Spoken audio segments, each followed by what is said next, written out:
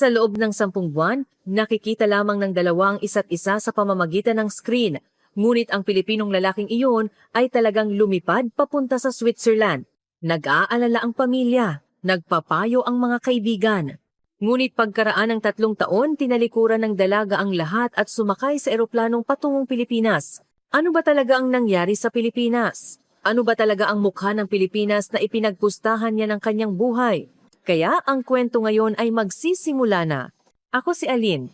Lumaki ako sa St. Prex, isang maliit na bayan malapit sa Lausanne, Switzerland. Ito ay isang tahimik na bayan kung saan tanaw mo ang Alpines Mountain Range. Araw-araw pagbukas ko ng bintana sa umaga, nakikita ko ang mga bundok na nababalutan ng nyebe na kumikinang sa sikat ng araw sa malayo. Malinis ang hangin, malinis ang mga kalsada, at lahat ay maayos. Ganoon ang Switzerland, matatag, predictable, at mapayapa. 6 kaming miyembro ng pamilya. Si tatay, si nanay, at kaming 4 na magkakapatid. Ako ang pangatlo. Ang 3 nakatatanda kong kapatid na babae ay 5 taon o higit pa ang tanda sa akin. Si Ate Sofia ay isang abogado sa Zurich. Si Ate Isabel ay isang pediatric surgeon sa isang malaking ospital sa Geneva. At si Ate Clara ay isang financial manager sa isang bangko sa Lausanne. Lahat sila ay matalino at matagumpay sa buhay. Tuwing may family gathering, ang mga kwento ng tagumpay ng aking mga kapatid na babae ang laging sentro ng usapan. Si Sofia, na inalok ng trabaho sa isang malaking law firm, ang research paper ni Isabel na lumabas sa isang international journal, at si Clara, na naging team leader. Tuwing naririnig ko ang mga ito, pakiramdam ko ay napakaliit ko. Wala akong kahangahangang karanasan tulad nila, at wala rin akong mahusay na academic record. Si tatay ay nagtrabaho sa isang lokal na bangko sa loob ng mahigit 30 taon, isang masipag at responsableng tao. Umaalis siya sa bahay ng eksaktong 7:30 ng umaga at umuuwi ng 6 ng gabi. Tuwing weekend, nag-aalaga siya ng hardin o nagbabasa ng pahayagan. Si nanay naman ay nagturo sa elementarya sa loob ng 25 taon, isang guro na malumanay at matiyaga. Araw-araw, naghahanda si nanay ng hapunan para sa buong pamilya. Kahit na middle class lang kami, masaya kami. Araw-araw, sabay-sabay kaming kumakain ng hapunan at nagbabahagi ng mga nangyari sa araw na iyon sa hapagkainan. Ano ang ginawa mo sa school ngayon? Mayroon bang nakakatuwang nangyari sa trabaho? Ang mga pang-araw-araw na pag-uusap na ito ang nagbubuklod sa amin. Mula pa noong bata ako, interesado na ako sa pagluluto. Hindi ko na matandaan kung kailan ito nagsimula, mga 6 na taong gulang siguro. Tuwing naghahanda si nanay ng hapunan sa kusina, hihilahin ko ang upuan at tatayo ako sa tabi niya para manood. Ano yan? Bakit kailangang ilagay yan? Hindi ako tumitigil sa pagtatanong. Hindi nagagalit si nanay at lagi niya akong sinasagot. Ito ay rosemary, magiging mabango kapag inilagay sa karne. Ito ay thyme at ito ay basil. Nagsimula akong magluto ng simpleng pagkain noong 12 anyos ako. Ang una kong niluto ay omelette. Hinalo ko ang itlog sa gatas, nilagyan ng asin at paminta, at ibinuhos sa kawali. Kahit na medyo nasunog ang isang gilid dahil hindi ko makontrol ang apoy, iyon ang una kong niluto. Naaalala ko pa rin ang pakiramdam ng tagumpay noong masayang kinain ito ng pamilya. Noong nasa high school na ako, nagsimula akong seryosong magbasa ng cookbooks. Nanghiram ako ng mga libro sa pagluluto ng iba't ibang bansa sa Europa mula sa library. Tuwing weekend, sinusubukan ko ang mga bagong recipe, French coq au vin, Italian risotto, Spanish paella. Tuwing sumusubok ako ng bagong pagkain, nararamdaman kong umuunlad ang aking kasanayan sa pagluluto. Ngunit hindi maganda ang reaksyon ng mga tao sa paligid ko. Tila kakaiba sa paningin ng pamilya na nasa kusina ako nagluluto habang nag-aaral ng husto ang aking mga kapatid na babae. Aline, magaling kang magluto, pero kailangan mong alagaan ang iyong pag-aaral. Gawing hobby lang ang pagluluto, kailangan mo pa ring mag-aral sa universidad, di ba? Madalas kong naririnig ang mga salitang ito, lalo na masakit tuwing may reunion ng mga kamag-anak. Aline, ano ang gusto mong gawin? May nagtatanong. At maingat akong sumasagot, gusto kong maging chef. Pagkatapos, awkward ang mukha ng mga matatanda at sasabihin, maganda rin ang pagluluto, pero mahirap maging chef. Mag-aral ka na lang sa universidad at kumuha ng iba? Sa tuwing nangyayari ito, pakiramdam ko ay minamaliit ang aking pangarap. Kagaya rin ng reaksyon ng mga guro ko sa school. Sa isang college counseling session noong grade 11, tinanong ako ng guro, Aline, gusto mo bang mag-aral sa universidad o mag-vocational school? Gusto ko mag-aral sa culinary school, sagot ko. Natigilan ng guro at sinabi, magaling kang magluto, pero sa galing mo, maaari ka ring mag-aral sa universidad. Hindi mo ba ito pag-iisipan ulit? Hindi naman masama ang grades ko, panggitna ako. Kahit hindi ako kasing galing ng aking mga kapatid na babae, hindi rin ako nahuhuli. Nahihirapan ako sa math at science pero maganda ang performance ko sa language at art subjects, lalo na magaling ako sa French at English. Ngunit kung ikukumpara sa nakakasilaw na academic record ng aking mga kapatid na babae, tila wala lang ang mga subject na ito. Aline, sana maging doktor ka o abogado tulad ng iyong mga ate. Tuwing naririnig ko ito, naiinis ako. Ayokong maging doktor o abogado, gusto kong maging chef. Gusto kong pasayahin ang mga tao gamit ang lutuin ko. Nagsimula ang grade 11 noong Setyembre 2019. Gumigising ako ng 7 ng umaga araw-araw para pumasok at pagkatapos ng klase ng 3 ng hapon, nagtatrabaho ako sa isang lokal na coffee shop. Ito ay isang maliit na French-style cafe sa sentro ng Lausanne na tinatawag na Rose Cafe. Ang may-ari ay isang mabait na babae na nasa 60s at tinuruan niya ako kung paano maging barista. Aline, mahalaga ang temperatura ng kape. Masyadong mainit, magiging mapait. Masyadong malamig, mawawala ng lasa. Sa pag-aaral kong gumawa ng kape, naging interesado rin ako sa mga inumin. Masaya ako sa pagtatrabaho sa kafe. Nakikipag-usap sa mga customer at gumagawa ng masarap na kape para sa kanila. Tuwing naririnig ko ang salitang, salamat, masarap, nakakaramdam ako ng fulfillment. Kahit hindi mataas ang sweldo, gusto ko ang trabaho at nagkakaroon ako ng karanasan. Tuwing weekend, naglalakad ako sa tabi ng lawa o nanonood ng sine kasama ang aking mga kaibigan. Ang best friend ko ay si Martha, kaklase ko. Napakahusay niya sa math at plano niyang mag-aral ng engineering sa universidad. Aline, mag-aral ka rin ba sa universidad? Tanong ni Martha isang araw. Hindi, sa culinary school ako, sagot ko. Wow, ang galing! Kapag nagtayo ka ng restaurant balang araw, ako ang magiging unang customer mo. Si Martha ay isa sa iila na sumusuporta sa aking pangarap. Karamihan sa iba kong kaibigan ay naghahanda para sa universidad. Halos wala akong katulad na naghahangad na pumasok sa culinary school. Minsan, tuwing pinag-uusapan namin ang kinabukasan, nakakaramdam ako ng lungkot, pakiramdam ko ay nag-iisa ako sa ibang daanan. Ito ay isang abala ngunit masayang pang-araw-araw na buhay. Ngunit mayroon ding pakiramdam ng kakulangan. Mananatili ba ako sa Switzerland habang buhay? Magiging predictable ba ang buhay ko? Paminsan-minsan, lumalabas ang mga tanong na ito. Isang araw. Sa klase ng wika, sinabi ng guro, mga estudyante, makakatulong ng malaki sa inyong kinabukasan ang pag-aaral ng pangatlo at pang-apat na wika. Sa panahon ng globalisasyon, ang wika ay sandata. Basic ang English at French. Ngayon, popular na rin ang Chinese at Japanese. Lalo na ang Chinese tradition, ang soft power ng Pilipinas ay nagiging mas impluensyal sa henerasyon ng kabataan. Ang mga tindahan ng milk tea at mga drama ng Pilipinas kasama ang kakaibang kultura ng kainan sa kalsada ay nag-uudyok sa maraming tao na mag-aral ng Chinese. Sa sandaling narinig ko ang salitang ito, naramdaman ko ang kakaibang kilig. Ang kultura ng inumin sa Pilipinas paminsan-minsan ay nakikita ko ito sa social media. Nakapanood na rin ako ng mga drama sa Pilipinas sa streaming platform. Mukhang bago at masigla ang mga nakikita ko sa screen, masiglang kainan sa kalsada, makulay na mga karatula at buhay na mga kalsada. Iba ito sa mundo ng Switzerland. Ngunit halos wala akong alam tungkol sa Pilipinas. Isang isla sa Asia ang pinagmulan ng milk tea. Isang lugar na malakas sa BPO, tech industry. Ganoon lang ang alam ko. Hindi ko alam kung nasaan ang lokasyon, ano ang kabisera, gaano karami ang populasyon, at kung ano ang kasaysayan.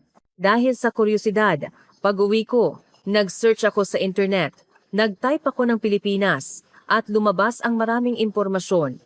Kabisera ng Pilipinas ay Metro Manila. Populasyon, mga 110 milyon. Malakas na bansa sa teknolohiya.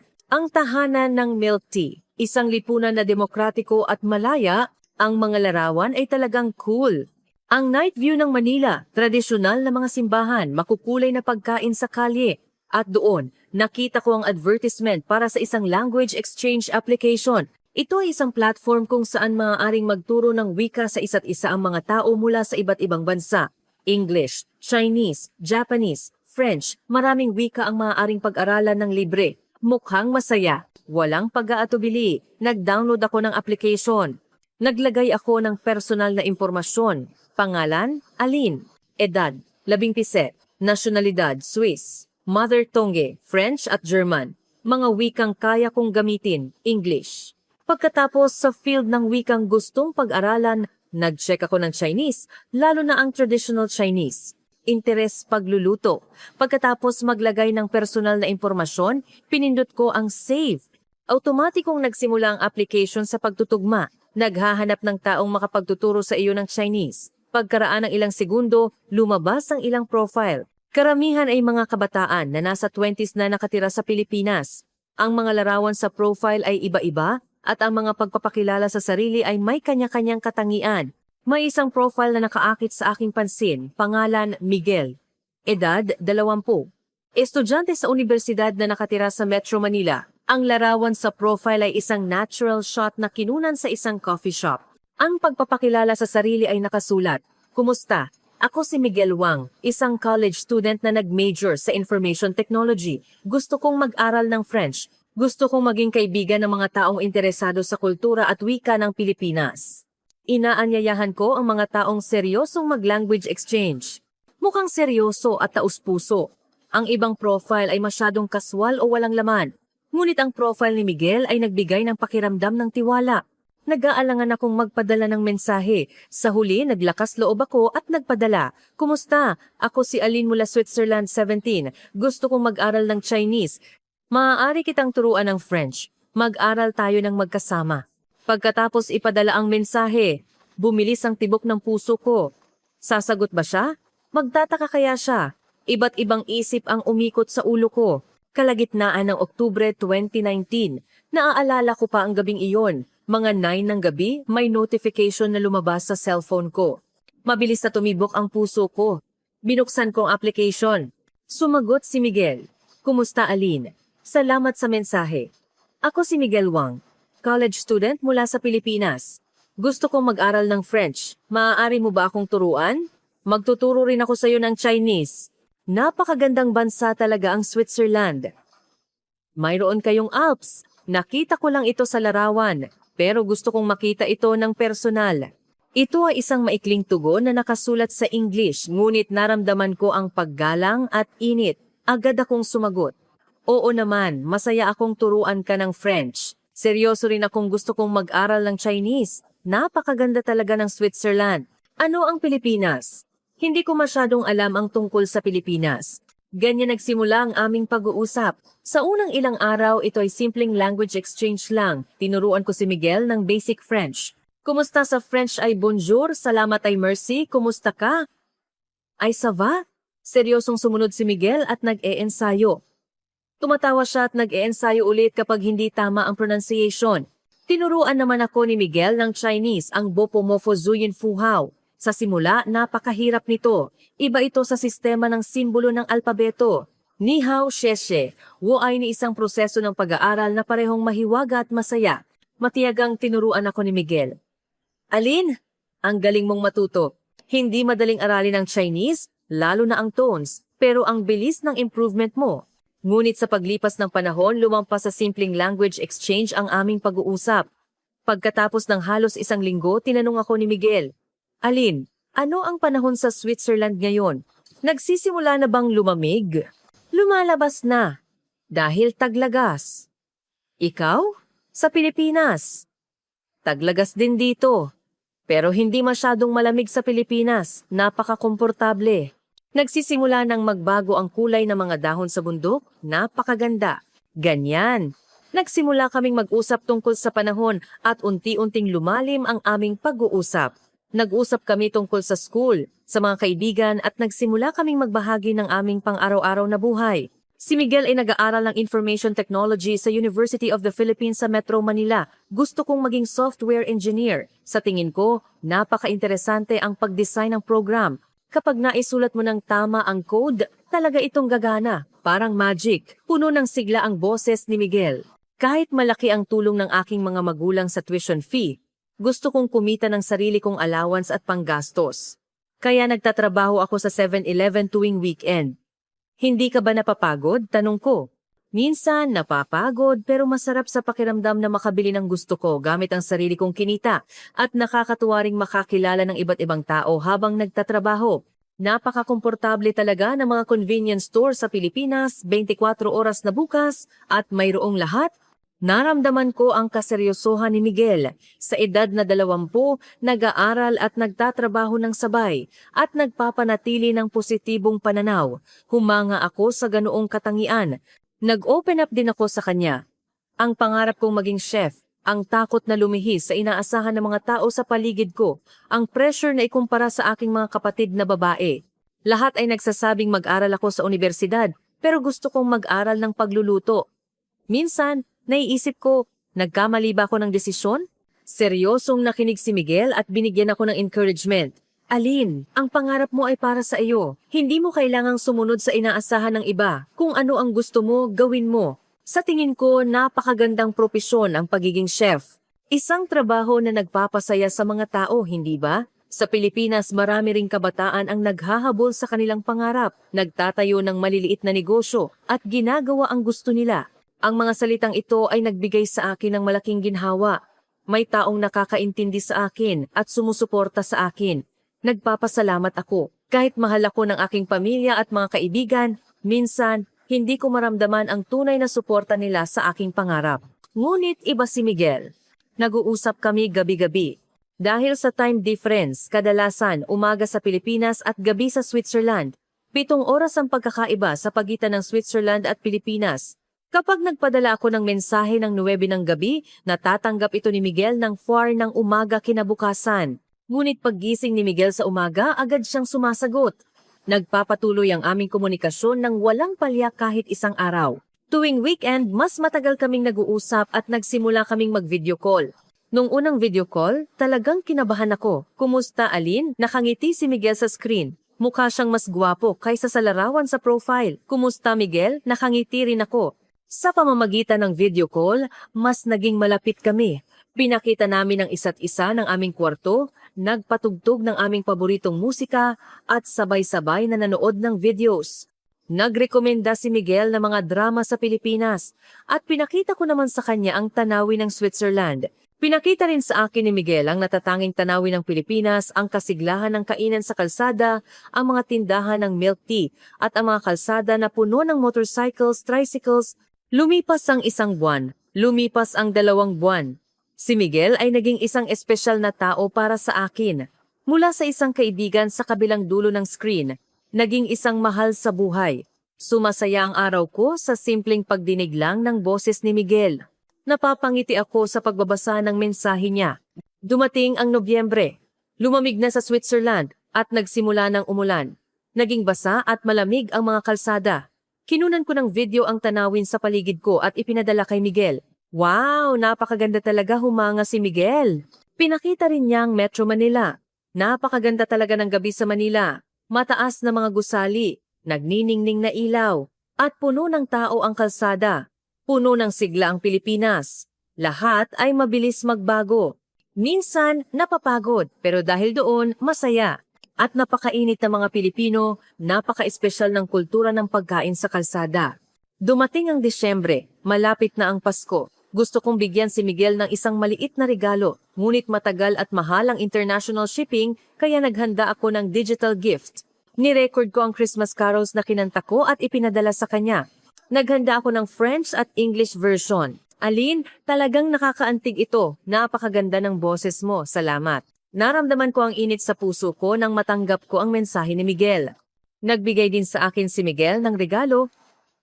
Inayos niya ang isang playlist ng tradisyonal at modernong pop music ng Pilipinas para pakinggan ko.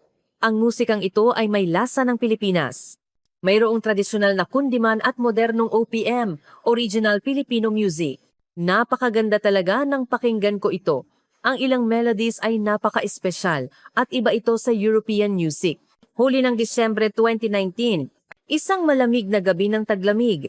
Nag-video call kami ni Miguel tulad ng dati. Ngunit iba ang ekspresyon ni Miguel. Napakaseryoso. Alin, may gusto akong sabihin sa'yo. Bumilis ang tibok ng puso ko. Ano yon, Miguel?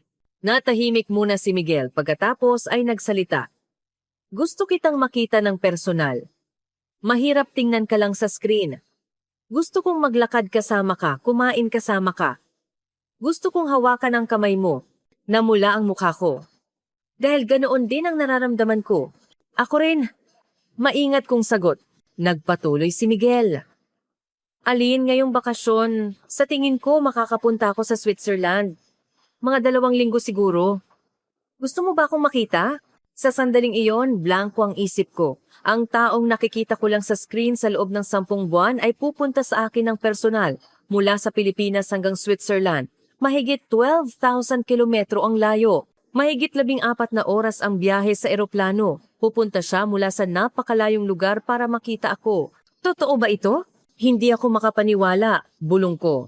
Totoo! Nakabook na ang flight ticket. Darating ako sa Enero Sanpe. Magagamit ko ang perang naipon ko sa pagtatrabaho. At tumulong din ang aking mga magulang ng kaunti. Alin, gusto kitang makita ng personal. Puno ng sinseridad ang mata ni Miguel. Gusto ko na ring umiyak. Masyado akong masaya. Ngunit kasabay nito, natatakot ako.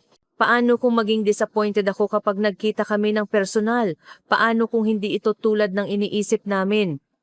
Maganda lang kapag nasa screen, pero baka maging awkward kapag nagkita na.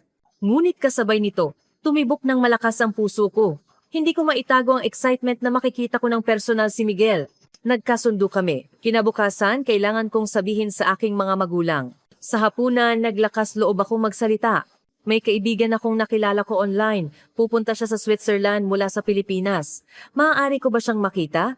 Natahimik ang hapag. Binitawan ni tatay ang tinidor at tumingin sa akin. Mula sa Pilipinas? Lalaki o babae? Lalaki, sagot ko. Napatigas ang mukha ni tatay. Alin, hindi ka dapat ganoon kadali magtiwala sa mga taong nakilala mo online. At mula pa sa Asia. Masyadong mapanganib. Nag-alala rin ang mukha ni nanay. Alin, gaano mo kakilala ang kaibigan na iyon? Baka may masamang intensyon siya? Marami akong naririnig na online scams ngayon. Malaki rin ang reaksyon ng aking mga kapatid na babae. Sabi ni Ate Sofia, Alin, maging matino ka. May lalaking Pilipino na lilipad sa Switzerland. Makatuwiran ba yan? Siguradong may problema. Sumang-ayon din si Ate Isabel. Tama, hindi normal ang ganoon. Siguradong may iba siyang intensyon. Nagbigay ng ibang opinyon si Ate Clara.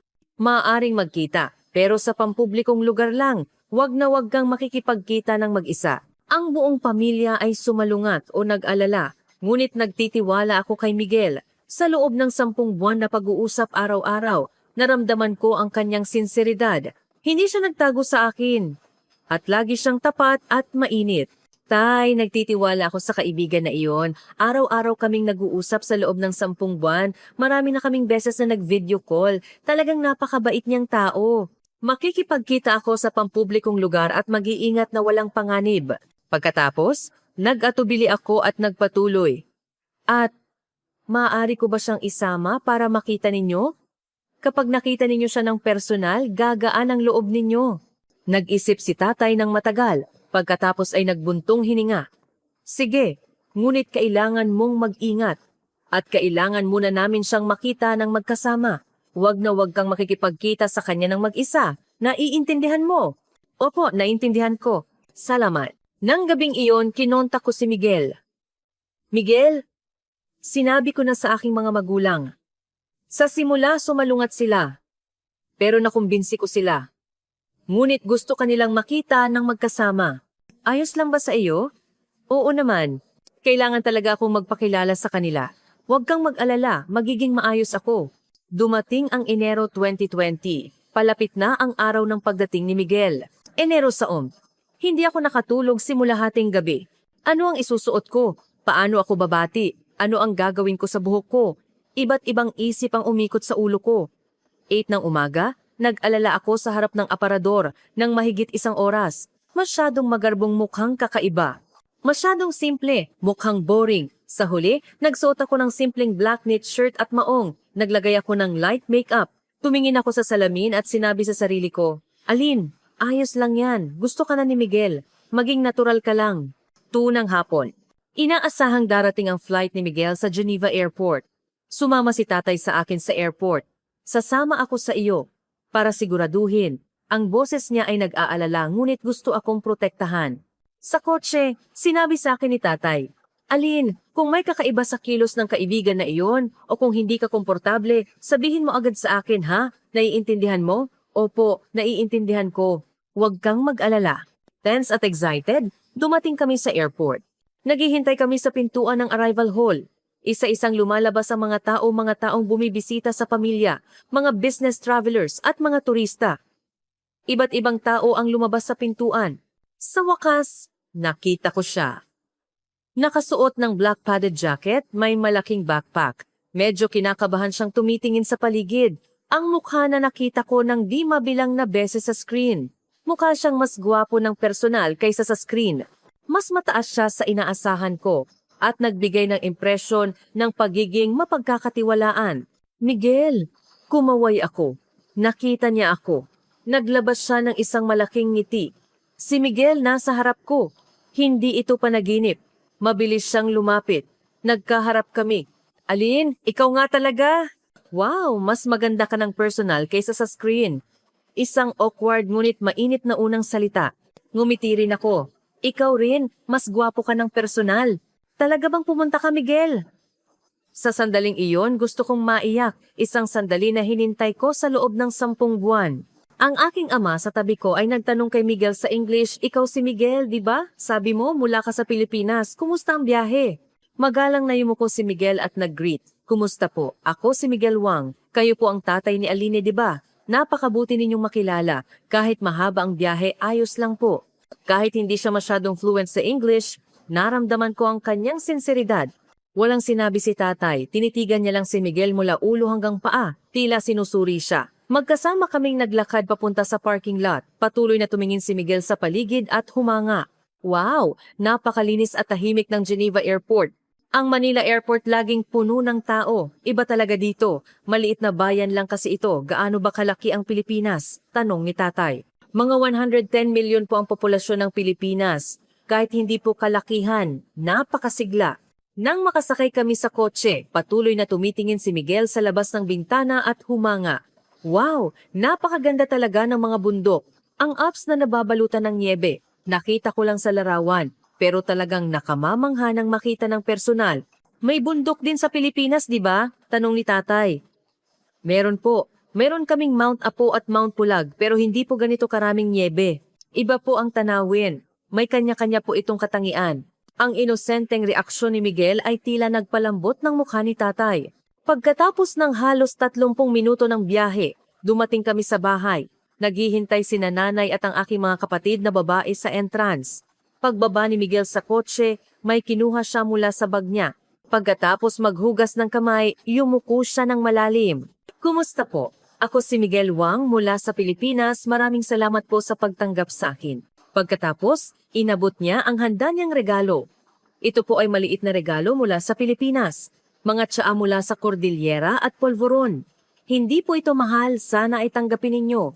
Nagulat si nanay at tinanggap ang regalo. Oh, salamat! Hindi mo na sana kailangang maghanda ng marami. Salamat talaga. Sumaya ang mukha ni nanay. Nagtanong si Ate Sofia kay Miguel. Miguel, gaano katagal ang biyahe mo dito? Mula Manila Airport, nag-transfer po ako ng isang beses mga 14 na oras po.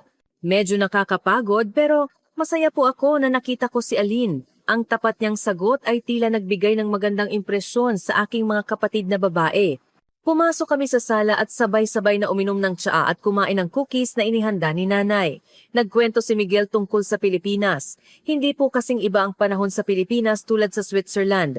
Napakainit at mahalumigmig tuwing tag-init. Hindi po umuulan ng niebe tuwing taglamig, pero minsan po ay malamig. Mayroon po kaming kakaibang typhoon season. Pero ang pinaka-espesyal po sa Pilipinas ay ang kultura ng kainan sa kalsada at ang pagkain. Maraming klase ng pagkain sa Pilipinas, adobo, sinigang, lechon, pansit, at ang milk tea po ay imbensyon ng Pilipinas. Alin balang araw, lulutuan kita ng pagkaing Pilipino, nakangiting sabi ni Miguel sa akin. Dumating ang hapunan. Hinanda ni nanay ang tradisyonal na Swiss dish fondue. Isang ulam kung saan isinasawsaw ang tinapay sa natunaw na keso at kinakain bago kay Miguel ang pagkain ito. Ito ang fondue. Ganito ang pagkain, tusukin mo ang tinapay at isawsaw sa keso, nagpakita ako. Ginawa rin ni Miguel. Wow, napakasarap talaga.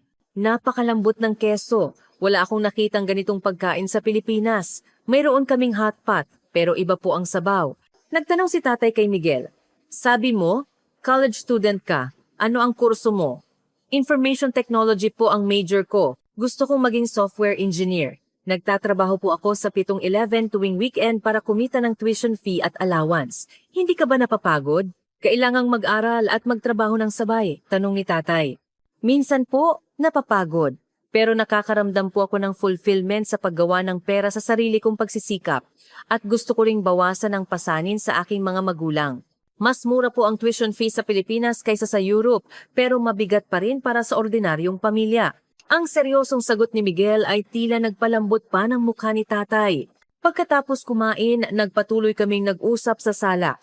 Nagtanong ang aking mga kapatid na babae tungkol sa mga drama sa Pilipinas at seryosong ipinaliwanag ni Miguel.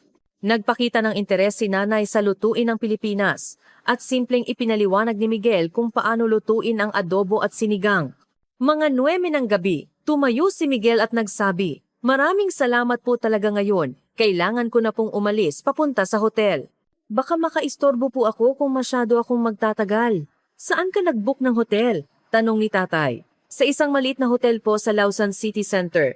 Mga 15 minuto po ang lakad. Sasamahan na kita." Tumayo si tatay at kinuha ang susi ng kotse. Sa kotse papunta sa hotel, sinabi ni tatay kay Miguel, "Miguel, salamat sa pagpunta dito. Magkita tayo bukas." "Salamat po, Tiyo. Magandang gabi po sa inyo."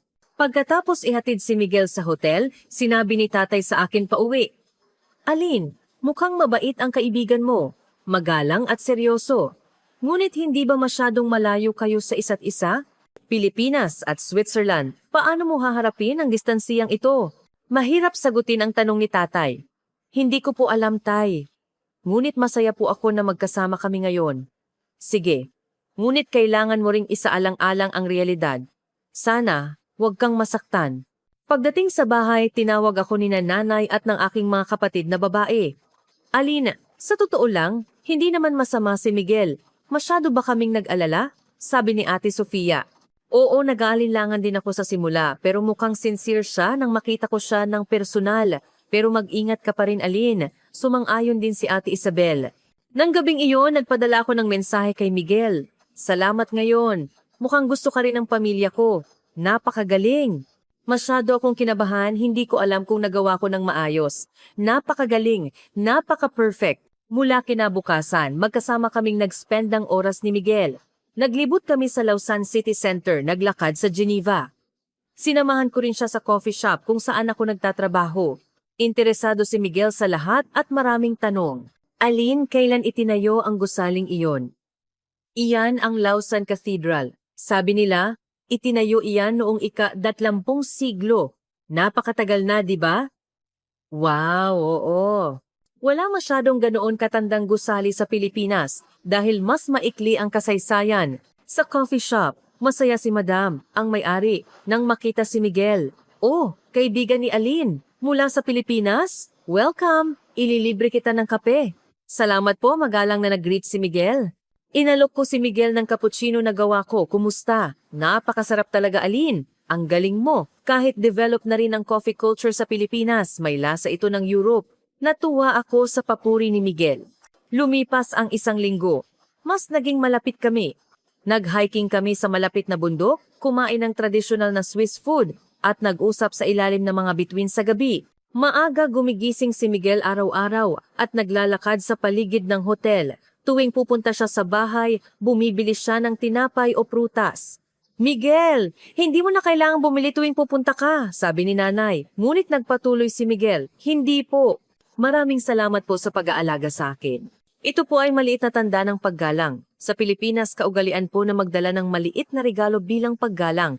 Ang kanyang thoughtfulness ay nagbigay ng ginhawa kay nanay. Nag-usap sila ng matagal tungkol sa pagluluto, sa pagkaing Pilipino, Mahalagang tamang init at timpla. Ang adobo mukhang simple pero kailangang malasahan ito kaya kailangan ng oras. Ang sabaw ng sinigang ay kailangang pakuluan ng matagal, parang slow cooking ng French cuisine. Nakakatuwa.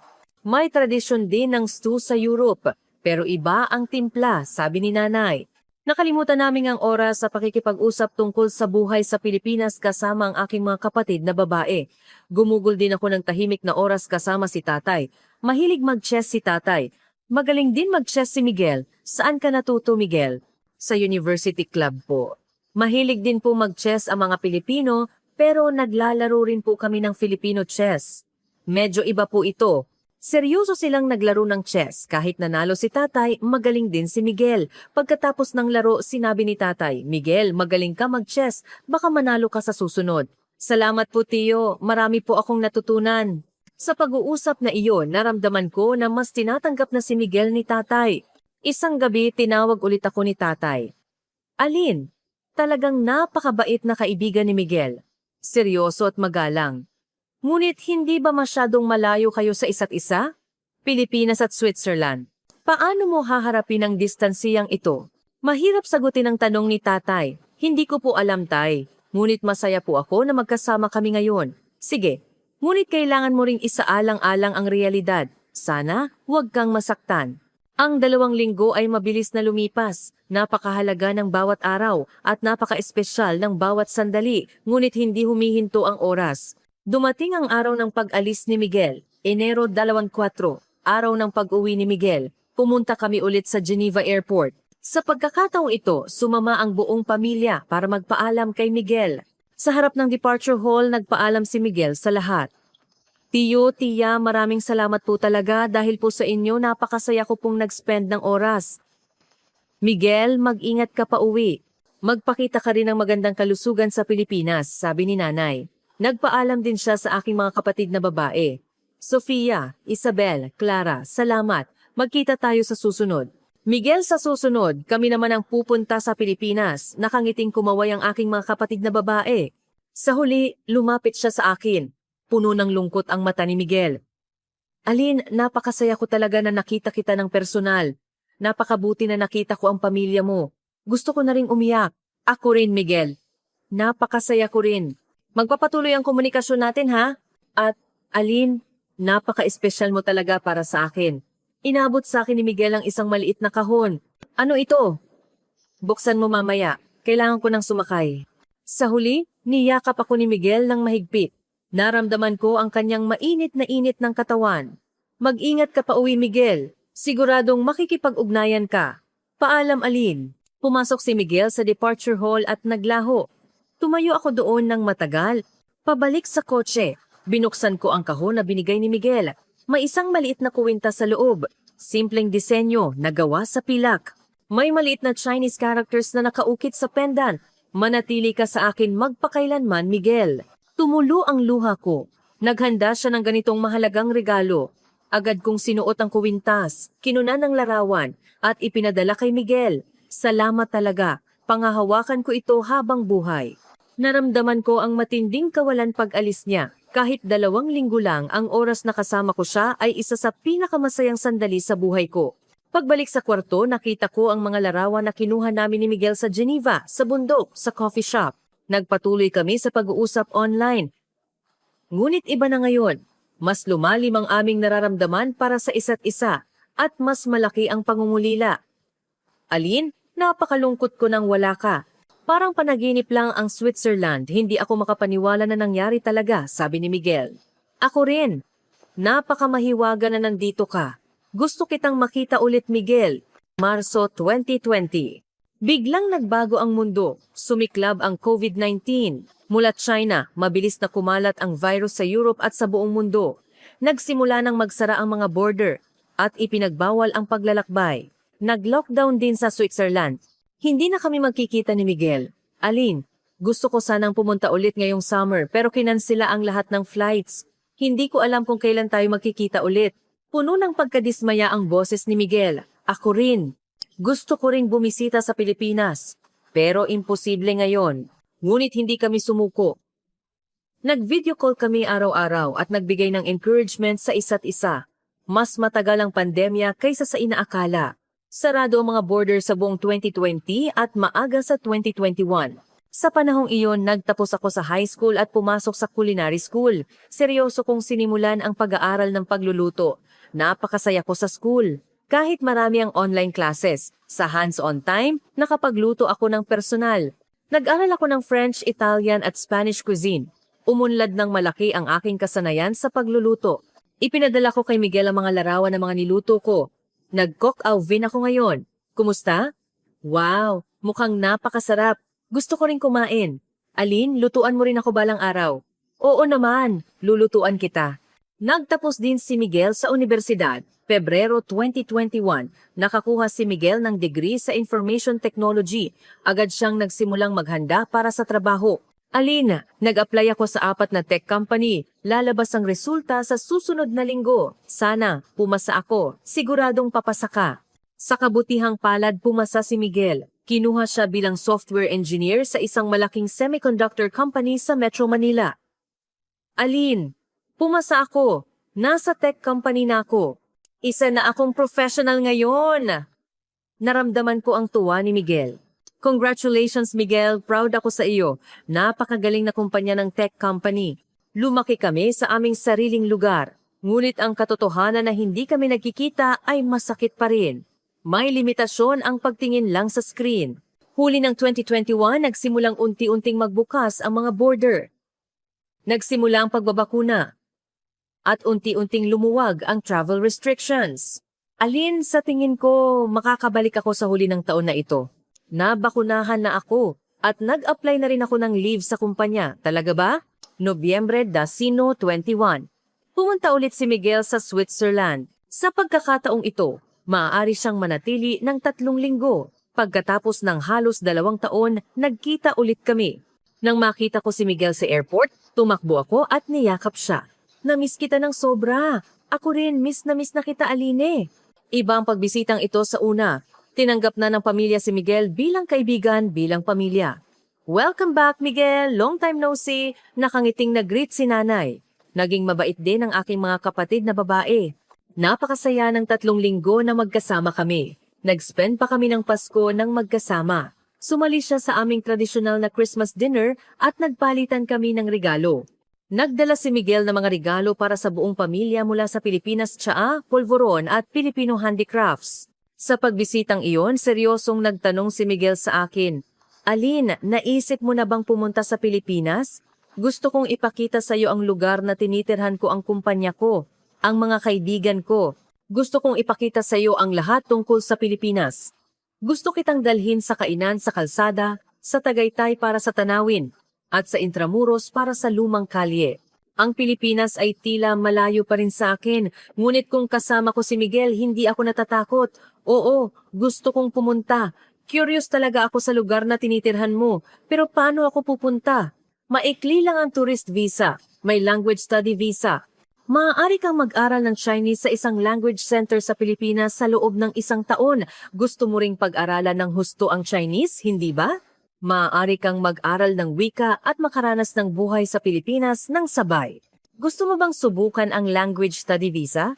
Nagsimula akong mag-research tungkol sa sistemang iyon. Maaga sa 2022, nag-apply ako para sa Philippine Language Study Visa. Naghanda ako ng mga dokumento, kumuha ng bank statement at nagpuno ng application form. Pagkatapos, sinabi ko sa aking mga magulang, Nanay, gusto kong pumunta sa Pilipinas sa Language Study Visa. Mananatili ako ng 1 taon para mag-aral ng Chinese at makaranas ng ibang kultura. Sumalungat muna ang aking mga magulang. Alin, masyadong malayo ang Pilipinas. Paano kung may mangyari sa iyo doon? At hindi ka marunong magsalita ng wika? Nanay, nag-aaral ako ng Chinese. Kaya ko na ang basic conversation. At nandyan si Miguel. Gusto ko ng bagong karanasan. Gusto kong mamuhay sa ibang bansa at makaranas ng ibang kultura. 1 taon lang po. Seryosong sinabi ni tatay. Alin, sigurado ka ba? Hindi ito short trip. 1 taon ay napakatagal na panahon. Opo, sigurado po ako. Ayokong palampasin ang pagkakataong ito. Nagbuntong hininga si nanay at nagsabi, Sige, Alin. Kung gusto mo talagang pumunta, sige. Pero kung delikado o mahirap, bumalik ka agad ha? Naiintindihan mo? Opo, nanay. Salamat. Nagbigay din ng encouragement ang aking mga kapatid na babae. Alin, maranasan mo ang maraming bagay doon. At bumili ka ng maraming beauty products ng Pilipinas para sa akin. Biro ni Ate Clara. Tumawa kami. Nobyembre 20, 2022. Sa wakas, dumating ako sa Ninoy Aquino International Airport. Ako ay 20 anyos. Nagsimula ang bagong hamon. Simula nang bumaba ako sa eroplano bago ang lahat. Napakalaki ng airport. Mas malaki kaysa sa Geneva Airport. Marami ring tao. Ngunit nakakagulat. Lahat ay maayos. Ang mga karatula ay nakasulat sa traditional Chinese, English, Japanese at Korean. Madaling mahanap ang daan. Habang naghihintay sa immigration check, tumingin ako sa paligid. Mga tao mula sa iba't ibang bansa, mabilis na gumagalaw ang airport staff at modernong pasilidad. Lahat ay gumagana ng mahusay. Nang tumayo ako sa harap ng immigration counter, chinek ng officer ang aking passport at visa. Ano ang layunin mo sa pagpunta sa Pilipinas? Language study. Mag-aaral po ako ng Chinese sa loob ng 1 taon. Kaya mo bang magsalita ng Chinese? Konti po, nag-aaral pa lang. Ngumiti ang officer at nag-stamp. Welcome to the Philippines. Have a good study. Salamat. Sa wakas, tumapak ako sa lupa ng Pilipinas. Paglabas ko ng airport, naghihintay si Miguel. May hawak siyang malaking karton na nakasulat, "Welcome, Aline." Tumakbo ako at niyakap siya. "Aline, welcome to the Philippines." Sa pagtingin ko sa nagniningning ng ngiti ni Miguel, sigurado ako na tama ang desisyong ito. "Miguel, sa wakas nandito na ako. Sa wakas magkasama tayo sa loob ng 1 taon. Napakasaya ko talaga." Sumakay kami sa LRT, MRT papuntang Metro Manila. Sa tren, nagulat ako. Eksakto sa oras ang pag-alis ng tren. Maraming wika ang announcement. At napakabilis ng takbo. Wow, napakabilis talaga. Wah, di ba? Sa Pilipinas, mabilis ang lahat. Mabilis ang internet, mabilis ang delivery, at maayos din ang public transportation. Baka hindi ka masanay sa simula.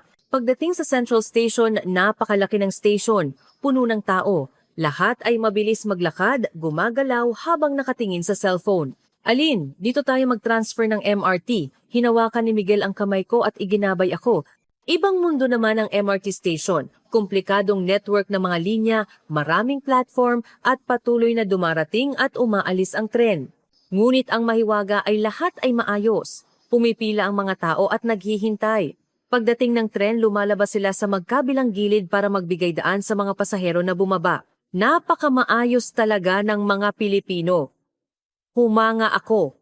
Lalo na sa public transportation, kailangang maging efficient sa paggalaw dahil abala ang lahat. Napakalinis ng tren at malamig ang aircon. Karamihan sa mga tao ay nakatingin sa cellphone. Ang mga kabataan ay naglalaro o nanonood ng video. Ang mga matatanda ay nagbabasa ng balita. Halos hindi gumagamit ng cash dito. Karamihan ay gumagamit ng card o mobile payment. Aline, kailangan mo ring kumuha ng beep card at bank account sa Pilipinas. Paano ko gagawin yun? Pupunta tayo bukas. Napakadali lang. Mga 13 minuto ng biyahe sa tren, dumating kami sa kondominium ni Miguel. Paglabas, mataas na mga gusali ang nakapaligid. Wow, napakataas talaga ng mga gusali. Apartment culture ang Pilipinas. Karamihan sa mga tao ay nakatira sa kondo, apartment, at maraming motorcycles, tricycles dito. Kailangan mong mag-ingat. Ang lugar ni Miguel ay isang studio apartment, kahit maliit, malinis at maayos. May maliit na kusina, banyo, sala at kwarto. Mula sa bintana, makikita ang ibang gusali. Magpahinga ka muna. Pagod ka, di ba? Medyo... Hindi ako masyadong nakatulog sa eroplano. Sige, matulog ka muna. Kakain tayo ng hapunan mamaya. Dadalhin kita sa kainan sa kalsada. Nahiga ako sa kama at mabilis na nakatulog dahil sa pagod. Paggising ko sa gabi, ginising ako ni Miguel. Aline, gising na, kain tayo ng hapunan. Gusto mo bang kumain ng pagkaing Pilipino? Sige. Pumunta kami sa isang karinderya sa malapit. Hindi ito formal na restaurant, kundi isang lugar kung saan nagtitipon ang mga maliliit na stall sa kalsada. Ano ang gusto mong kainin? Adobo, sinigang, lechon? Ipinaliwanag ni Miguel ang menu. Gusto kong kumain ng sinigang. Hindi nagtagal, dumating ang sinigang. Sa isang malaking mangkok, mayroong maasim na sabaw, malambot na karne at gulay. Sa unang subo, iba't ibang lasa ang kumalat sa bibig ko. Napakasarap at napakainit. Oo, di ba? Napakayaman sa lasa ang pagkaing Pilipino, maraming spices at seasonings ang pinagsama-sama at gusto ng mga Pilipino na kumain ng mainit. Pagkatapos kumain, naglakad kami sa paligid. Napakaganda talaga ng gabi sa Manila. Neon lights, nagniningning na mga karatula.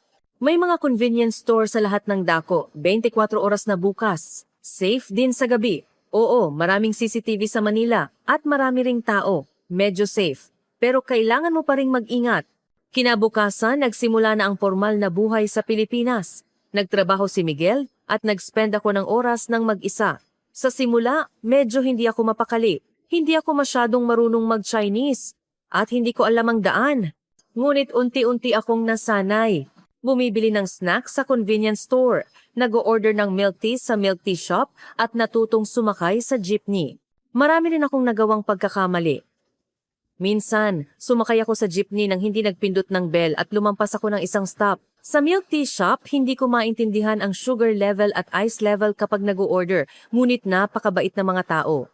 Kapag nalaman nilang foreigner ako, dahan-dahan silang magsalita o nag-explain sa English. Ayos lang, dahan-dahan lang, sabi nila. Kadalasan, naiintindihan ko. Nag-enroll ako sa Chinese class sa isang language center. Ito ay isang Chinese tutorial class para sa mga foreigner. Nag-aaral kami ng Chinese kasama ang mga estudyante mula sa iba't ibang bansa, Amerika, Japan, Vietnam, Thailand. Talagang iba-iba. Ang guro ay isang babae na nasa 30s at masigla. Kumusta mga estudyante? Ako si Teacher Lin. Mag-aral tayo ng Chinese ng masaya. Napakasaya ng klase. Mula sa basic ni Hao, Xie, unti-unti kaming natuto ng mas komplikadong pangungusap. Mahirap ang Zuyin Fu Hao, pero unti-unti akong nasanay. Mahirap din ang tones. First tone, second tone, third tone, fourth tone. Kailangang maging malinaw ang pagkakaiba. Ako si Aline mula Switzerland. Mahilig akong magluto. Kaya ko nang ipakilala ang sarili ko.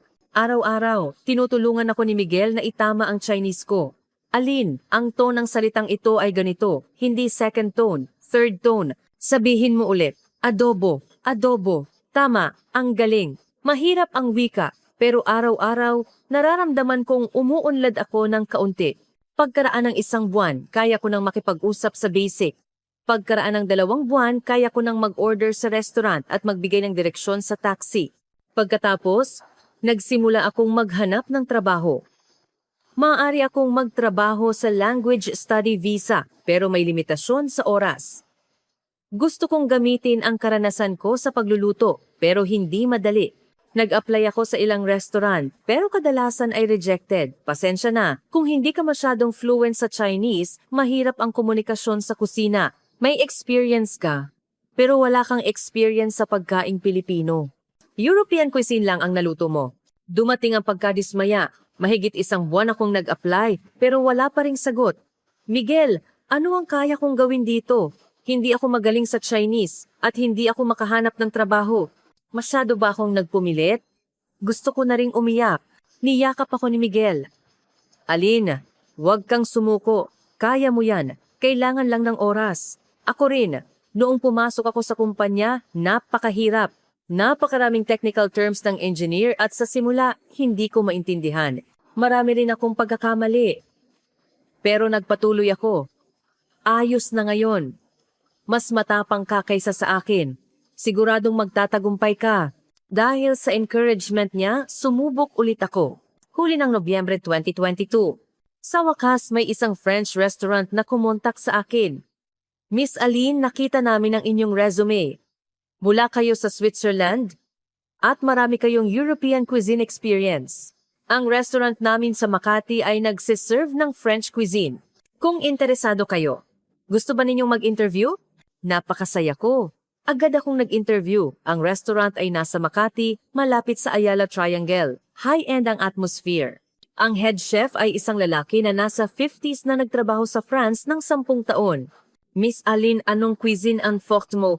Traditional French cuisine, coq au vin, bouillabaisse, ratatouille. Magaling din ako sa Swiss cuisine, CJ. Gusto mo bang magluto ng isang ulam para makita namin? Nagpasya akong mag-coq au vin. Nilagyan ko ng red wine ang manok at niluto ko ito ng matagal kasama ang bacon, mushroom at sibuyas. Tinikman ng chef ang natapos na ulam. Hindi masama. Authentic French style, napakasarap ng lasa.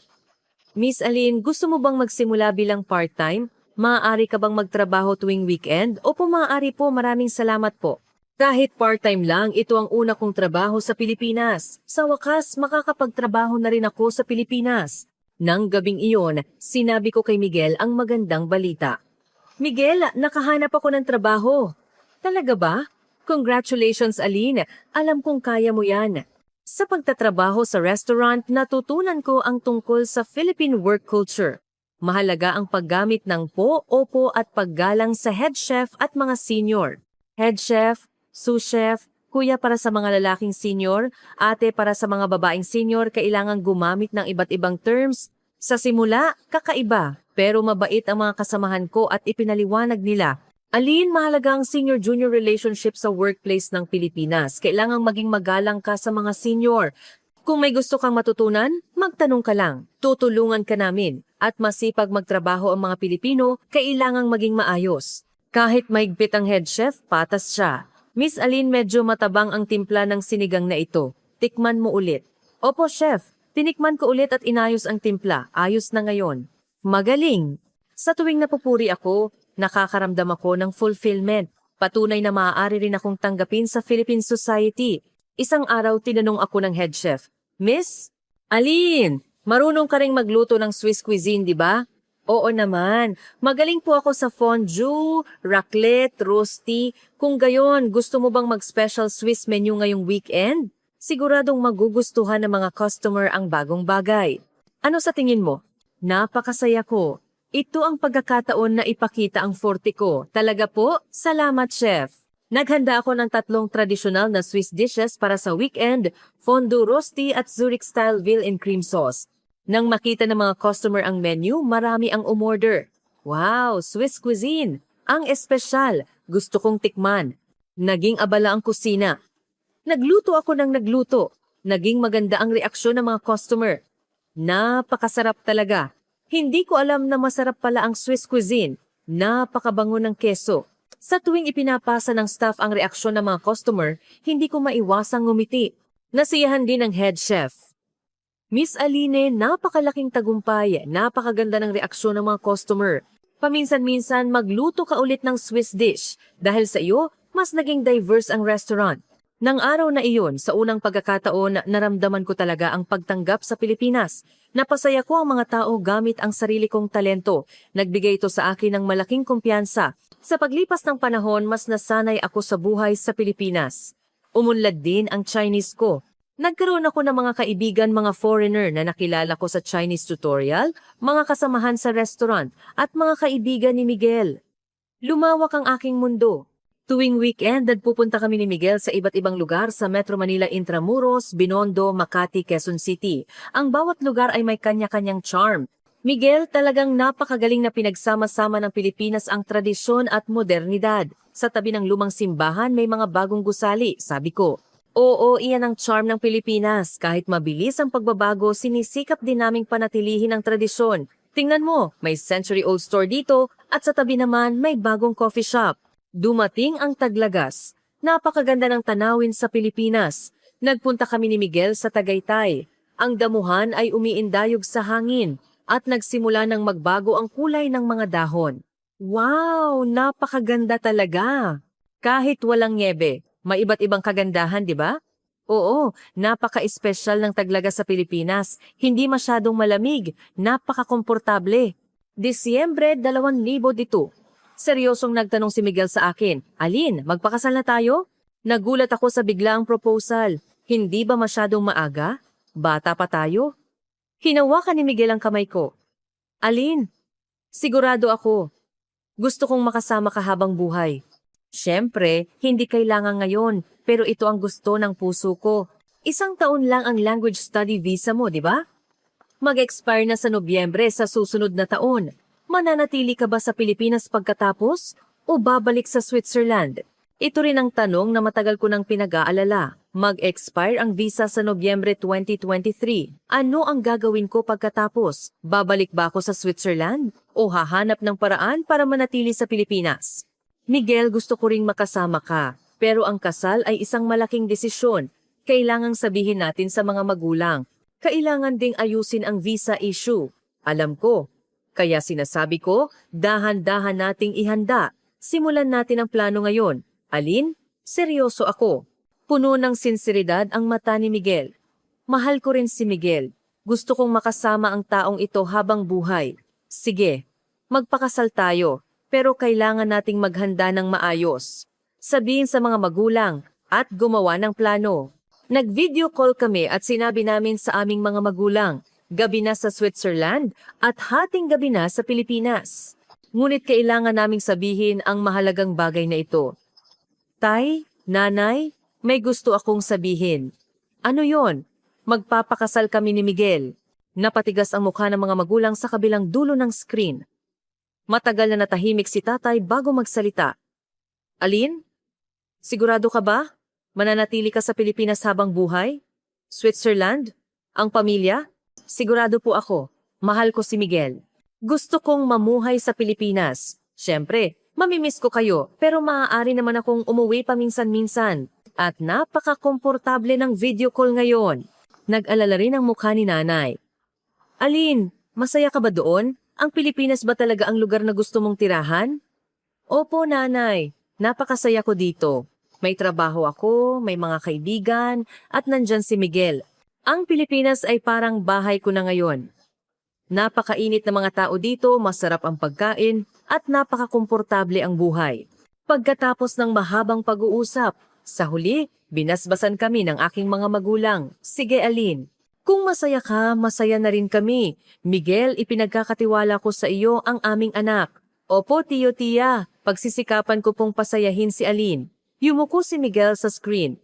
Maaga sa 2023, formal kaming nagsimulang maghanda para sa kasal. Sinimulan namin ang proseso ng pag-apply para sa spouse resident visa.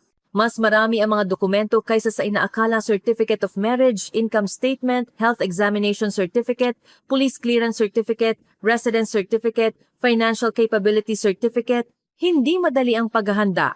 Kailangang pumunta sa Swiss office in Manila at sa Bureau of Immigration ng maraming beses. 1 taon pa lang nagtatrabaho si Miguel kaya hindi pa masyadong malaki ang kita niya. Part-time lang din ang kita ko.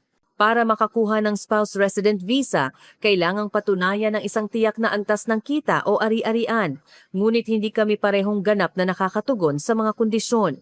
Miguel, hindi sapat ang kita natin. Paano kung hindi ma-approve ang visa? Nag-alala ako. Huwag kang mag-alala. Humingi tayo ng tulong sa mga magulang. At magtatagumpay tayo kung ipapakita natin ang sinseridad natin. Ang Philippine government ay medyo friendly sa mga foreigner na seryosong magpakasal. Tumulong ang mga magulang ni Miguel sa financial guarantee. Nagpadala rin ang aking mga magulang ng bank statement. Dahil sa suporta ng dalawang pamilya, nagawa naming ihanda ang lahat ng kinakailangang dokumento. Mas maayos ang Bureau of Immigration kaysa sa inaakala ko. Maingat na sinek ng officer ang mga kinakailangang dokumento at sinabi sa amin kung ano ang kulang. Medyo luma ang income statement na ito. Pakisubmit ulit ang statement ng huling 3 buwan. Opo, naiintindihan ko. At kailangan ng residence certificate. Nag-register na ba kayo ng address? Hindi pa. Kung gayon, ihanda muna yan at dalhin ang confirmation. Kahit komplikado, isa-isa naming inayos. Tumulong si Miguel sa tabi ko. Kumuha rin kami ng impormasyon sa online forums. Malaking tulong ang mga karanasan ng ibang foreign spouses na nasa parehong sitwasyon. Pagkatapos ng 3 buwan ng pag-submit ng mga dokumento, pag-supplement at pag-interview, sa wakas noong Abril 2023, natanggap namin ang approval notice. Miss Alin, congratulations! Approved na ang inyong spouse resident visa. Ngayon, maaari na kayong legal na manirahan at magtrabaho sa Pilipinas. Ang tuwa nang marinig ko ang mga salitang iyon ay hindi mailarawan. Niyakap ko si Miguel at sumigaw. Approved! Nakuha na ang visa. Maaari na akong legal na manirahan sa Pilipinas. Hindi ko na kailangang habulin ng visa limitasyon. Ang Pilipinas ay talagang naging bahay ko na. Hunyo 2023. Nagdaos kami ng simpleng kasal. Pumunta ang aking mga magulang at 3 kapatid na babae mula sa Switzerland. Dumalo rin ang pamilya ni Miguel. Ang kasal ay pinaghalong Philippine traditional at Western wedding. Kinabahan talaga ako nang magsuot ako ng barutsaya at isagawa ang traditional ceremony. Napakaganda ng red barutsaya. Napakagwapo rin ni Miguel na nakasuot ng barong. Ang tea ceremony. Lumuhod kami at nag-alok ng tsaa sa aming mga magulang. Napakahalagang traditional ceremony ito sa Pilipinas. Uminom ang mga magulang ng tsaa at binigyan kami ng angpaw red envelope bilang basbas. Kahit kinabahan ako, naantig ako. Pagkatapos lumipat kami sa Western Ceremony Hall. Nagpalitan kami ng vows. Miguel, tinatanggap mo ba si Aline bilang iyong asawa sa sakit at kalusugan, sa yaman at kahirapan? Mamahalin at aalagaan mo siya habang buhay? Opo. Aline, tinatanggap mo ba si Miguel bilang iyong asawa at susundin mo rin ba ang parehong vows? Opo. Nagpalitan kami ng singsing, ngumiti sa isa't isa at naghalikan, naghiyawan at nagpalakpakan ng mga bisita. Nagbigay ng speech si tatay. Aline, Miguel, nag-asawa na kayo ngayon. Kahit ipinanganak kayo sa iba't ibang bansa, naging isa kayo dahil sa pag-ibig. Sa hinaharap, mahalin ninyo ang isa't isa at mag-ingat. Ang pamilya namin ay laging susuporta sa inyo. Naantig ang boses ni tatay. At hindi ko napigilan ang pagluha. Nagbigay din ng speech ang tatay ni Miguel. Welcome, Aline, sa aming pamilya Wang. Kahit mula ka sa malayo, Switzerland, simula ngayon, isa ka na sa aming pamilya. Sana ay maging masaya at maganda ang buhay ninyong mag-asawa. Pagkatapos ng kasal, lumipat kami sa isang socialized housing sa Quezon City, Metro Manila. Ito ay isang affordable rental housing na inaalok ng Philippine government para sa mga bagong kasal. Medyo simple ang application process. Nagpuno ng online application form, nag-submit ng kinakailangang dokumento, at naghintay sa lottery. Sa kabutihang palad, nanalo kami sa lottery. Nakakuha kami ng magandang bahay sa makatuwirang presyo. Ang deposit ay 300,000 pesos at ang buwan ng renta ay 15,000 pesos. Napakamura kung ikukumpara sa Switzerland. Miguel, hindi ako makapaniwala na nakakuha tayo ng ganito kagandang bahay sa ganitong presyo. Oo, maraming suporta ang Philippine government para sa mga bagong kasal.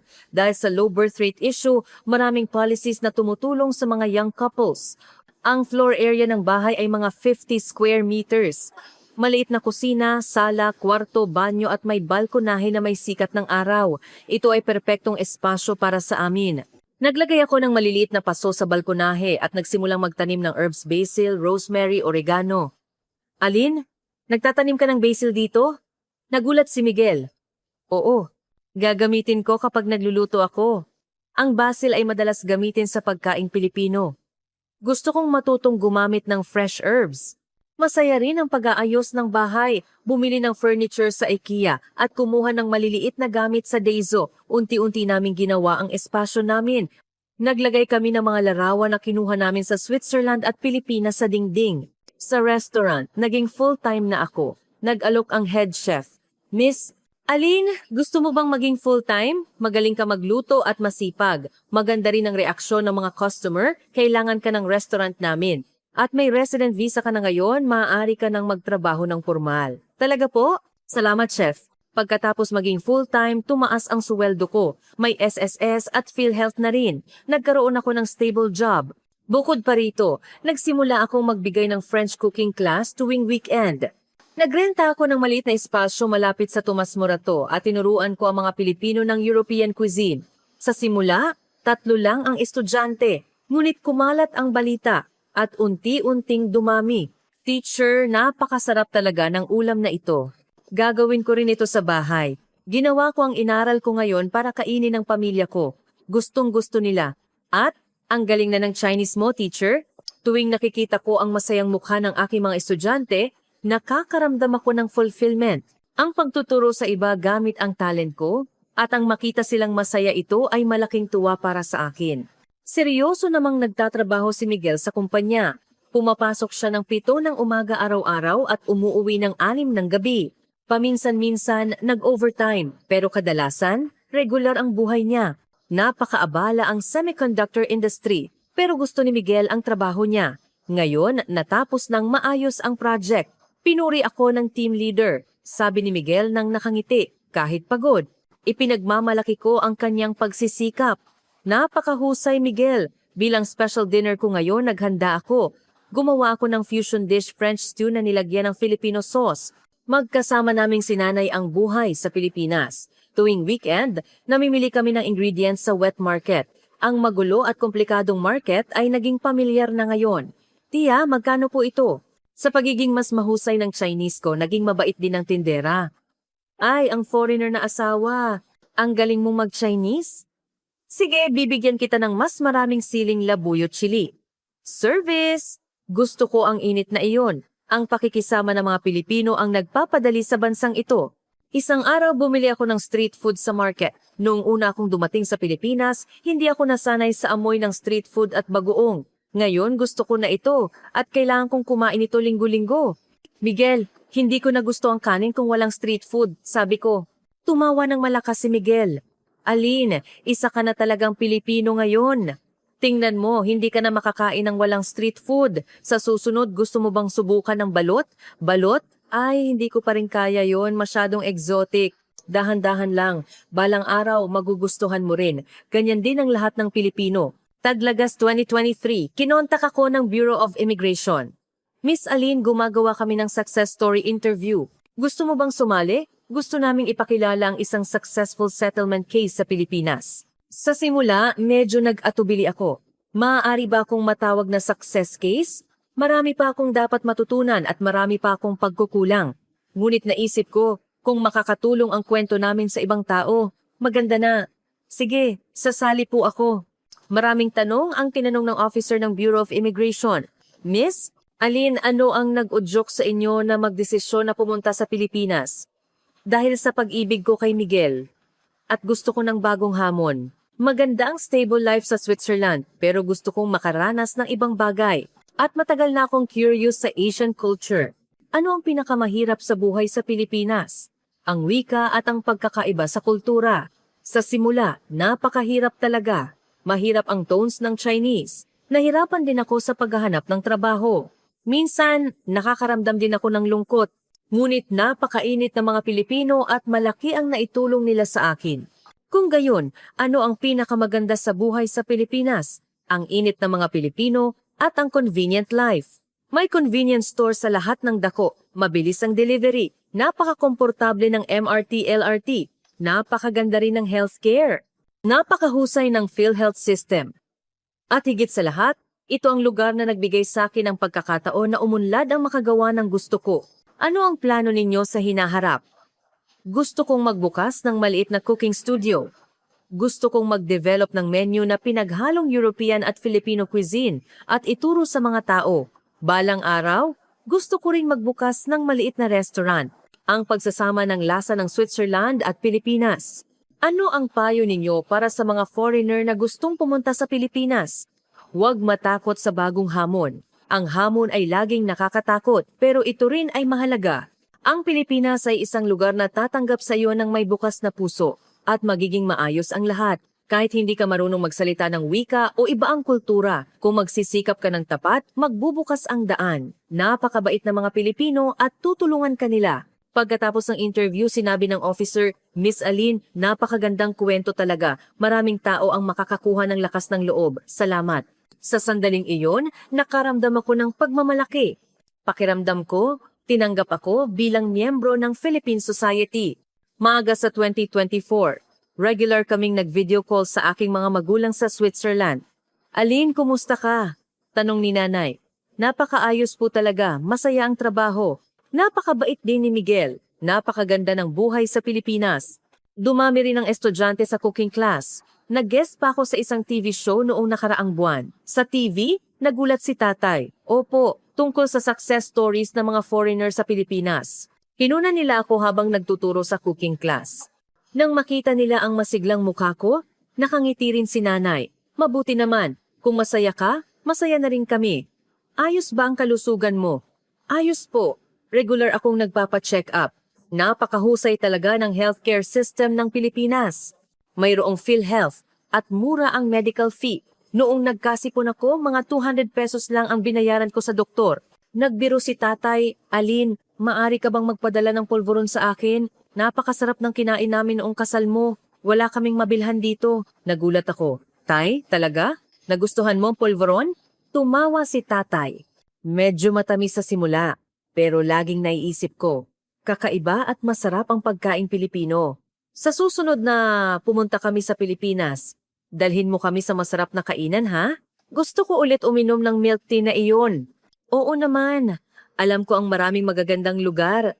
Sa susunod na pumunta kayo, ipapasyal ko kayo sa Metro Manila sa kainan sa kalsada, sa Intramuros, sa Taal Lake.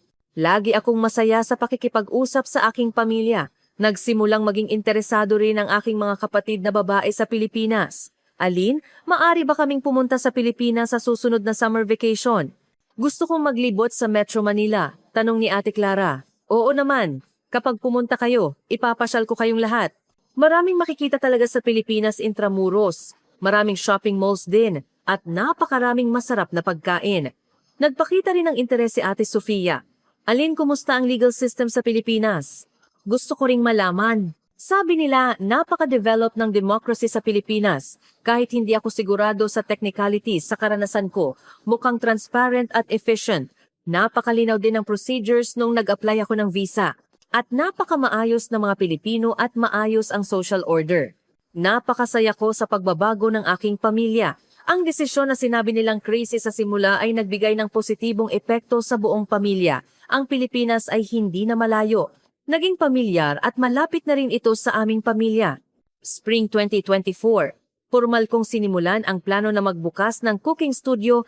Naghanap ako ng maliit na espasyo malapit sa Tomas Morato, nilagyan ng kitchen equipment at formal na nag-apply para sa business registration. Aktibo ring sumuporta si Miguel. Alin, gusto kong makita mong matupad ang pangarap mo. Kung may maitutulong ako, sabihin mo lang. Kaya ko ring tulungan ka sa business plan. At may naipon din akong pera. Maaari akong mag-invest. Nagsimula akong mag-market research. Anong lugar ang maganda? Anong menu ang ituturo? Magkano ang tama para sa tuition fee? Isa-isa kaming gumawa ng plano. Paano kung mag-fusion menu tayo ng European at Filipino cuisine? Halimbawa, French stew na ginawa gamit ang adobo style o Filipino omelette na ginawa gamit ang Swiss cheese. Nagbigay ng ideya si Miguel. Oh, maganda yan. Fusion cuisine. Ang pagtatagpo ng silangan at kanluran mukhang magiging interesante at gusto ng mga Pilipino na subukan ang mga bagong bagay. Nagsimula akong mag-develop ng mga bagong recipe. Nag-experiment ako ng marami at marami ring failures. Ngunit unti-unting lumabas ang mga magagandang menu. French chicken gamit ang Filipino adobo sauce, pork gamit ang balsamic vinegar, at Italian pesto gamit ang basil. Ngayon, napakasaya ko sa Pilipinas. Nakatira kasama si Miguel sa isang maliit na bahay, ginagawa ang gusto kong pagluluto at nakakakilala ng mga bagong tao. Paminsan-minsan, may mahirap na araw. Ngunit sa mga sandaling iyon, nandyan si Miguel sa tabi ko. At binibigyan ako ng encouragement ng mga tao sa paligid ko. Ang Chinese ko ay medyo fluent na rin ngayon. Wala akong problema sa bargaining sa market o sa pagbiro sa mga kaibigan.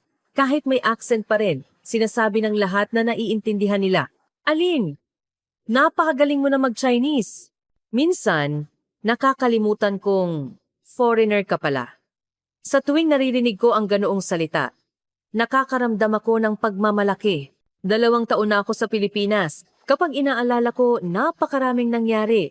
May mahihirap na sandali, pero mas marami ang masayang sandali. Ang Chinese na bago sa akin ay madali ko nang ginagamit. Natural ko na ring tinanggap ang Philippine culture. Natuto akong gumamit ng chopsticks at kumain ng street food. Nasanay akong sumakay sa likod ng tricycle ni Miguel. Alam ko kung paano maghanda ng supplies kapag may typhoon. Ang pinaka-nakakagulat sa lahat ay ang tolerance ng bansang ito, Pilipinas. Mainit akong tinanggap, binigyan ng pagkakataon, at tinulungan akong umunlad. Ang lugar na ito, na pinuntahan ko lang dahil kay Miguel, ay naging bansa ko na ngayon, ang bansang pinili ko. Siyempre, hindi perpekto ang Pilipinas. Napakainit at mahalumigmig tuwing tag-init. Nag-aalala ako tuwing typhoon season. Minsan, naaalala ko rin ang malinis na hangin at tahimik na kapaligiran ng Switzerland. Ngunit kahit sa mga sandaling iyon, mas marami pa rin ang maganda sa Pilipinas. Ang mainit na tao, ang convenient life, ang masarap na pagkain, at ang masiglang atmosphere. At higit sa lahat, ito ang lugar na nagbabago at umuunlad. Iba ang Pilipinas 10 taon na ang nakakaraan sa Pilipinas ngayon, at iba rin ang Pilipinas ngayon sa Pilipinas 10 taon mula ngayon. Gusto ko ang siglang iyon. Isang gabi, naglalakad kami ni Miguel sa tabi ng Manila Bay. Napakaganda ng night view ng Metro Manila sa kabilang panig. Nagniningning na mga ilaw, mga sasakyang tumatakbo sa tulay, at mga taong naglalakad sa tabi ng bay. Ang mga kabataang kumakain ng street food habang nakaupo sa damuhan, lahat ay puno ng buhay. Miguel, salamat, bigla kong sinabi. Para saan? Nagtaka si Miguel. Dahil dinala mo ako sa Pilipinas at pinakita mo sa akin ang bagong mundo. Binago mo ang buhay ko. Kung wala ka, baka nasa Switzerland pa rin ako ngayon. Ginagawa ang trabahong hindi ko gusto. At namumuhay ng stable pero hindi masaya. Hinawakan ni Miguel ang kamay ko ng mahigpit. Alin, ako rin. Salamat sa pagpasok sa buhay ko, sa pagpunta mo mula Switzerland hanggang Pilipinas at sa pagiging kasama ko. Pinayaman mo ang buhay ko. Ikaw ang pinakamagandang regalo sa buhay ko. Tahimik kaming tumingin sa Manila Bay ng matagal. Ang tubig ay dahan-dahang umaagos. Ang mga ilaw sa kabilang panig ay nagre-reflect sa tubig. Ang hangin ay humihip, dala ang bahagyang alat na amoy ng dagat. Huminga ako ng malalim. Ang hangin ng Pilipinas. Ang gabi ng Pilipinas. Ang lahat ng bagay sa Pilipinas ay hindi na bago. Komportable ito, parang bahay. Miguel, napakasaya natin dito, di ba? Oo, napakasaya. At magiging mas mahusay pa. Sa huli, gusto kong sabihin sa lahat na nakikinig sa kwentong ito. Ang buhay ay talagang unpredictable. Noong 17 anyos ako, hindi ko pinangarap na maninirahan ako sa Pilipinas. At hindi ko alam na ang isang lalaki na nakilala ko sa isang application ay ganap na magbabago sa buhay ko. Ngunit kapag binuksan mo ang puso mo at tinanggap ang mga bagong bagay, magaganap ang mga kamanghamanghang bagay. Naglakas loob akong sumakay sa eroplano patungong Pilipinas. Iyon ang naging pinakamagandang desisyon sa buhay ko. Nag-aalangan ka ba tungkol sa Pilipinas? Sa bagong kultura? Sa Chinese? Ganoon din ako. Nahirapan ako sa tones ng Chinese. Ang traditional characters ay mukhang komplikado. Ngunit ngayon, kapag inaalala ko, sulit ang lahat ng hirap, ang sinseridad ay maaaring manalo sa distansiya, maaari ring manalo sa kultura, maaari ring manalo sa wika. Ang kwento namin ni Miguel ay patunay. Dalawang tao na may libu-libong kilometro ang pagitan ay nagkita, nagmahalan at lumikha ng bagong buhay ng magkasama. Ang Pilipinas para sa akin ay hindi lang isang lugar na tinitirhan. Ito ang aking bansa, ang lupa kung saan ako lumaki. Ang entablado kung saan ko natupad ang aking pangarap. Ang lugar na ito ay mainit akong tinanggap, binigyan ng pagkakataon, at tinulungan akong umunlad. Siyempre, hindi lahat ng bagay ay perpekto. Maraming mahihirap na sandali. Maraming beses na gusto kong sumuko. Noong una akong dumating, hindi ako marunong mag-Chinese at nagkakamali ako sa pag-order. Maraming beses akong na-reject sa paghahanap ng trabaho. Minsan, sa gitna ng siksikan sa kalsada, naaalala ko ang tahimik na Switzerland. Ngunit ang lahat ng mga sandaling iyon ang nagpatibay sa akin at nagbigay sa akin ng kung sino ako ngayon. Ang bawat hamon ay pagkakataon para sa pag-unlad. Ang bawat pagkakamali ay nagturo sa akin ng bagong bagay. May mahal ka ba ngayon? Nag-aalangan ka ba tungkol sa bagong hamon? Sana. Ang kwento ko ay maging maliit na lakas ng loob. Huwag kang matakot. Pumunta ka sa lugar na kung saan ka ginagabayan. Kung magsisikap ka ng buong puso, magbubukas ang daan. Ako ang taong ipinanganak sa Switzerland, ngunit na-reborn sa Pilipinas. Ngayon, buong pagmamalaki kong masasabi, mahal ko ang bansang ito, ang kultura na ito. Napaka-espesyal ko dahil sa Pilipinas. Maraming itinuro sa akin ng Pilipinas. Nagturo ng hospitality. Nagturo na i-appreciate ang iba't ibang kagandahan. Nagturo na humanap ng pagkakataon sa gitna ng pagbabago. Ang resilience at creativity ng mga Pilipino ay nagturo sa akin na mag-isip sa ibang paraan. Pumunta rin kayo sa Pilipinas. Maranasan ninyo ng personal ang init, sigla at kagandahan ng bansang ito. Ang kasiglahan ng kainan sa kalsada, ang sarap ng pagkain, ang ngiti ng mga tao. Ang buhay ninyo ay maaari ring magbago. Tulad ng sa akin. Patuloy kaming maglalakad ni Miguel patungo sa aming pangarap. Magbubukas ng cooking studio. Balang araw, magbubukas din ng maliit na restaurant.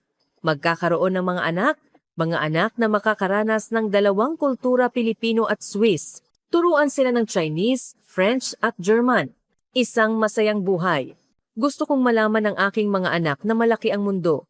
Maraming pagkakataon at basta't may lakas ng loob sila, maaari nilang likhain ang buhay na gusto nila.